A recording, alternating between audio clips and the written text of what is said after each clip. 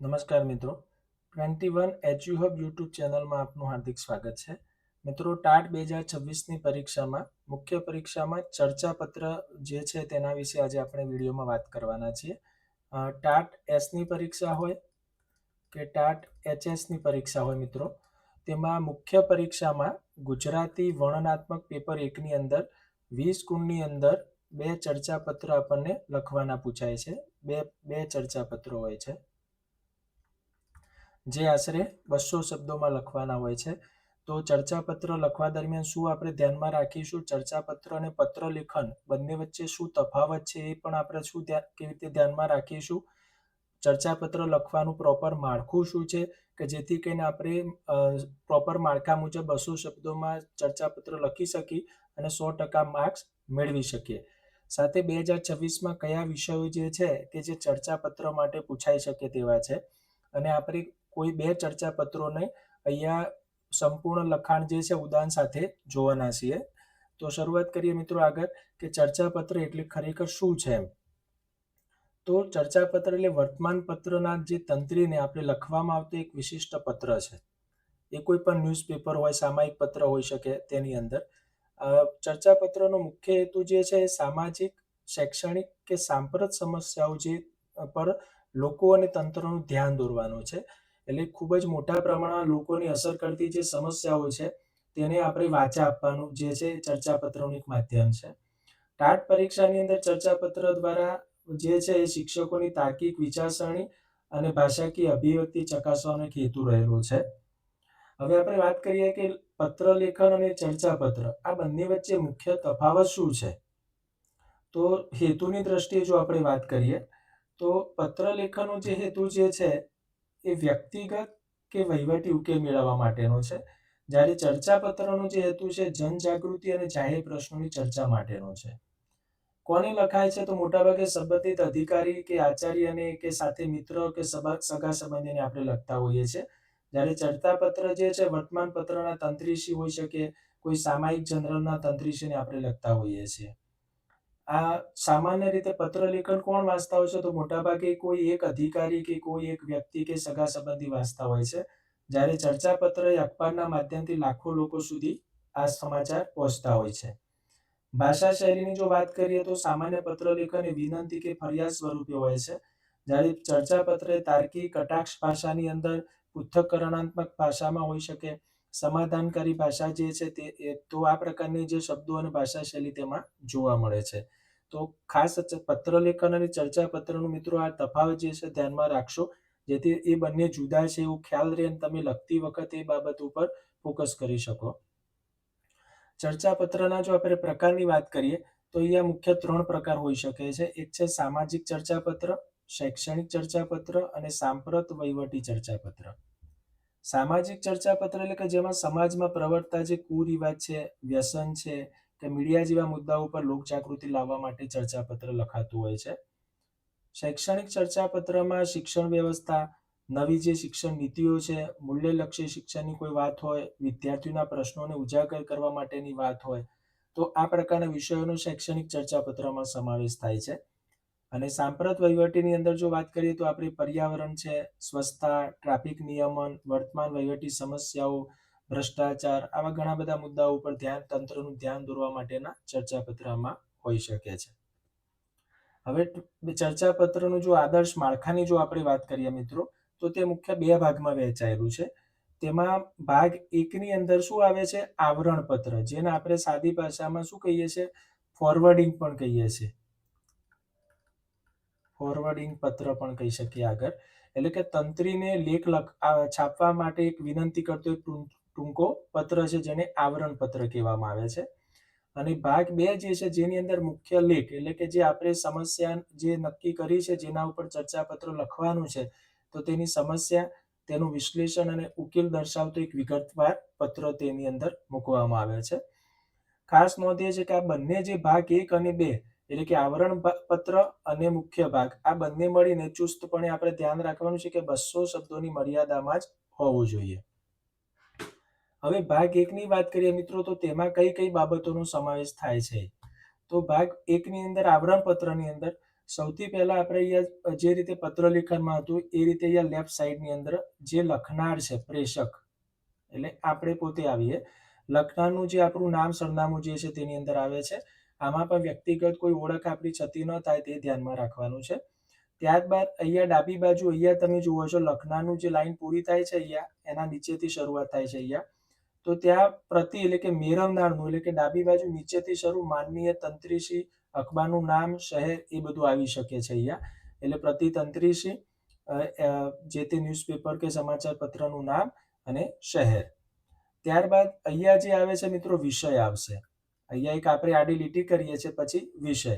તો વિષયને સંબોધનમાં પત્રનો હેતુ દર્શાવતો ટૂંકો વિષય, ત્યારબાદ આદરણીય મહોદય અથવા માનનીય સાહેબશ્રી એ રીતે આપણે કરી અને અહીંયા શું કરીશું એમને સંબોધન લખીશું કે હું આ વિષય ઉપર જે છે ચર્ચા પત્ર તૈયાર કરેલ છે જે આપના અખબાર પત્રની અંદર અથવા તો સમાચાર પત્રમાં પ્રકાશિત કરવા વિનંતી. એ ટાઈપનું અહીંયા આપણે લખાણ છે એ આપણે આગળ એક ઉદાહરણ સાથે જોઈએ છીએ. અને ત્યારબાદ અહીંયા છેલ્લો જે સ્ટેપ છે તેની અંદર બિડાણ આવશે અને બિડાણની અંદર શું આવશે સમગ્ર ચર્ચા પત્ર એટલે કે જે મુખ્ય ભાગ છે તે, કે જે મુખ્ય ભાગ અહીંયા આપણે વાત કરીએ તો મુખ્ય ભાગમાં લખવામાં શું ધ્યાન રાખીશું તો એમાં આપણે 4 ભાગ પાડીશું.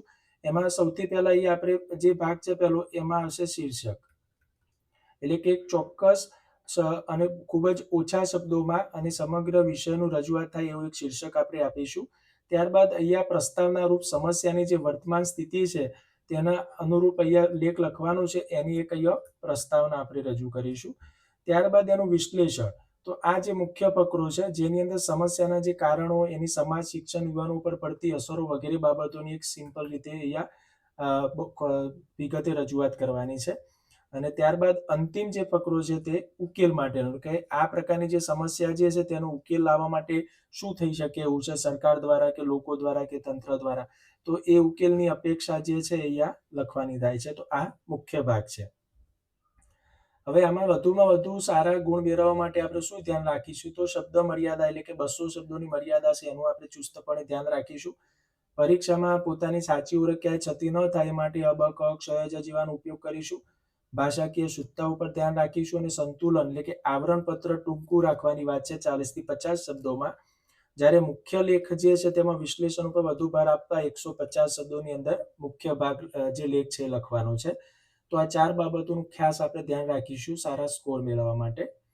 હવે 2026માં જે વિષયો ઉપર આપણને ચર્ચાપત્ર લખવાનું પૂછી શકાય છે એમાં એક છે શિક્ષણમાં આર્ટિફિશિયલ ઇન્ટેલિજન્સ એટલે કે આધુનિક ટેકનોલોજીના લાભાલાભ અને ભવિષ્ય, અથવા તો આર્ટિફિશિયલ ઇન્ટેલિજન્સના લાભાલાભ અને ભવિષ્ય. સોશિયલ મીડિયા એટલે કે યુવા પેઢીમાં વધતું જતું ડિજિટલ વર્ગણ અને તેની માનસિક અસરો. મૂલ્યલક્ષી શિક્ષણમાં વર્તમાન શિક્ષણ વ્યવસ્થામાં વેલ્યુ એજ્યુકેશનની તાતી જરૂરિયાત, અથવા વર્તમાન સમયમાં શાંતિ શિક્ષણની જરૂરિયાત. પર્યાવરણ અને સ્વચ્છતા અંતર્ગત કોઈ વિષય હોઈ શકે તો પર્યાવરણ સંરક્ષણ અને પ્લાસ્ટિક મુક્ત અભિયાનના સામાજિક જવાબદારી. તો આવા પ્રકારના વિષયો જે છે અત્યારે યુદ્ધના સમયમાં વિશ્વ શાંતિના લગતો પણ કોઈ વિષય આવી શકે છે તો એનું આપણે ધ્યાન રાખવાનું છે. હવે આપણે વાત કરીએ કોઈ ઉદાહરણની, આપણે વાત કરીએ એક નમૂનો છે કે વિદ્યાર્થીઓમાં સોશિયલ મીડિયાનું વર્ગણ. તો આનો આપણે આદર્શ જવાબ લખવો હોય તો ટૂંકમાં કેવી રીતે લખી શકીએ તો આપણે જે ચર્ચાપત્રની જે વાત કરીએ તો ચર્ચાપત્રની શરૂઆત આપણે અહીંયા લખવાની વાત કરીએ તો માળખા પ્રમાણે અહીંયા સૌપ્રથમ જમણી બાજુ અહીંયા કોર્નરમાં શું આવશે પ્રેષક એટલે કે જે લખનાર છે તેમનું નામ સરનામું આવશે. ત્યારબાદ અહીંયા પ્રતિતંત્રીશ્રી ગુજરાત સમાચાર અમદાવાદ એટલે જે તંત્રીને આપણે જે સમાચાર પત્રના તંત્રીને આપણે વિગત લખીએ છીએ તો અહીંયા તેમની વિગત આવશે. બરાબર. ત્યારબાદ આપણે વાત કરી વિષયની, તો અહીંયા જે વિષય એટલે કે વિદ્યાર્થીઓમાં સોશિયલ મીડિયાના વધતા વર્ગણ અંગે. ત્યારબાદ આદરણીય મહોદય એટલે કે સંબોધન આપણે કરીશું અને પછી આપના લોકપ્રિય દૈનિક પત્રના ચર્ચાપત્ર વિભાગમાં મારો આ લેખ પ્રસિદ્ધ કરવા નમ્ર વિનંતી, આવું શોર્ટમાં આપણે લખીશું. ટૂંકમાં આ જે પોર્શન જે છે આખો આટલાથી તો આ મોટાભાગે 30 થી લઈ અને 40 શબ્દોમાં પૂરો થાય એ રીતે આપણે લખીશું, 30 થી 40 શબ્દોની મર્યાદામાં. ત્યારબાદ આપનો વિશ્વાસુ અબક અને પછી બિડાણ, જેમાં ઉપરોક્ત ચર્ચાપત્ર અંતર્ગત આપણે હવે મુખ્ય ભાગ જે ચર્ચાપત્રનો છે તેમાં સૌપ્રથમ આપણે શીર્ષક લખીશું એટલે કે યુવા પેઢીમાં સોશિયલ મીડિયાનું વધતું વર્ગન અને તેની અસરો. ત્યારબાદ અહીંયા પ્રસ્તાવના રૂપ એક ફકરો આવશે કે આજે ડિજિટલ યુગમાં મોબાઈલ અને ઇન્ટરનેટ જીવનનું અભિન્ન અંગ બની ગયા છે, પરંતુ હાલમાં વિદ્યાર્થી વર્ગમાં સોશિયલ મીડિયાનું વર્ગન અત્યંત ચિંતાજનક સ્તરે પહોંચી ગયું છે. કલાકો સુધી સ્ક્રીન પર સમય વિતાવવાથી શારીરિક સ્વાસ્થ્ય કથળે છે અને અભ્યાસમાં એકાગ્રતા ઘટે છે. બરાબર. તો આ રીતે મુખ્ય ભાગ જે છે એના આપણે 3 ભાગમાં જે વિભાજિત કરી લખીશું અને આ રીતે એક આપણે આદર્શ ચર્ચાપત્ર લખી શકીએ છીએ. બીજો એક નમૂના જોઈએ આપણે કે મૂલ્યલક્ષી શિક્ષણની અનિવાર્યતા. તો આના માટે આપણે સૌપ્રથમ અહીંયા આપણું જમણી બાજુ ઉપર લખનાર પ્રેષકનું સરનામું આવી જશે. પ્રતિ માન્ય તંત્રી શ્રી દિવ્ય ભાસ્કર ગાંધીનગર એટલે તંત્રીનું સરનામું, ત્યારબાદ વિષય, ત્યારબાદ સંબોધન, પછી જે તંત્રી જે છે તેમને વિનંતી કરતો જે વાક્યો છે અહીંયા, ત્યારબાદ આપણી આભાર વિધિ એક પ્રકારે, અને ઉપરોક્ત ચર્ચાપત્ર, અને અહીંયા શીર્ષક અને મુખ્ય ચર્ચાપત્ર. તો આ રીતે સંપૂર્ણ માળખા મુજબ આપણે ચર્ચાપત્ર લખીશું તો 100% આપણને પૂરા ગુણ મળી જશે. હવે પરીક્ષક તમારું ચર્ચાપત્ર કેવી રીતે ચકાસતા હોય છે, તો આપણે એ ધ્યાન રાખીને જો આપણું ચર્ચાપત્ર લખીશું તો આપણને પણ સારા ગુણ મેળવવાની શક્યતા વધી જાય છે. તો માળખું અને ફોર્મેટ આપણું પ્રોપર હોવું જોઈએ, એટલે કે આવરણ પત્રના નિયમોનું પાલન, સાચી જગ્યાએ તારીખ અને સરનામું, બિડાણ, શીર્ષક, ફરજિયાત ઉલ્લેખ, જ્યાં કોમા આવતા હોય, અલ્પવિરામ, પૂર્ણવિરામ, એનું ધ્યાન રાખીશું. વિષય વસ્તુ અને તર્ક એટલે સમસ્યાની સાચી ઓળખ, મધ્ય ફકરામાં તાર્કિક દલીલો, વ્યવહારુ સકારાત્મક ઉકેલ અને 200 શબ્દોનું ચુસ્ત પાલન પણ આમાં જોવાનું છે. સાથે ભાષા અને જોડણીની દ્રષ્ટિએ આપણે ધ્યાન રાખીશું, એટલે સ્પષ્ટ ગુજરાતી વ્યાકરણ, વિરામ ચિહ્નોનો સાચો ઉપયોગ, ભૂલરહિત જોડણી અને તટસ્થ સન્માનજનક અભિગમ આપણે રાખીશું. તો આ બાબતોનું ધ્યાન રાખીને જો આપણે ચર્ચાપત્ર લખીશું તો 100% આપણને બંને ચર્ચાપત્રના 20 ગુણ પૂરા મળશે. એટલે કે આ બાબતો ઉપર તમે ફોકસ કરશો તો 100% તમે ચર્ચાપત્રમાં 100% એટલે કે 20 ગુણ મેળવશો. તો મિત્રો જે વિડીયોમાં આપણે વાત કરી છે અગત્યના વિષયોની, સાથે માળખું જે 2 ભાગમાં વહેંચાયેલું છે તો એનું પણ ધ્યાન રાખીશું, અને સંપૂર્ણ માળખા મુજબ પદ્ધતિસર તમે ચર્ચાપત્ર લખશો તો તમે 100% આમાં પૂરા માર્ક્સ મેળવશો. અત્યારે નિયમિત રીતે તમે જે ચર્ચાપત્રની પ્રેક્ટિસ દિવસમાં 1 થી 2 ચર્ચાપત્ર લખવાની અને પ્રેક્ટિસ કરવાની છે, તેથી તમે વધુ સારી ગ્રીપ મેળવી શકશો. તો આવા જ અગત્યના એક વિડીયો સાથે આપણે ફરીથી મળીશું. ચેનલને લાઇક કરશો, સબસ્ક્રાઇબ કરશો અને તમારા મિત્રોને પણ શેર કરશો. આભાર.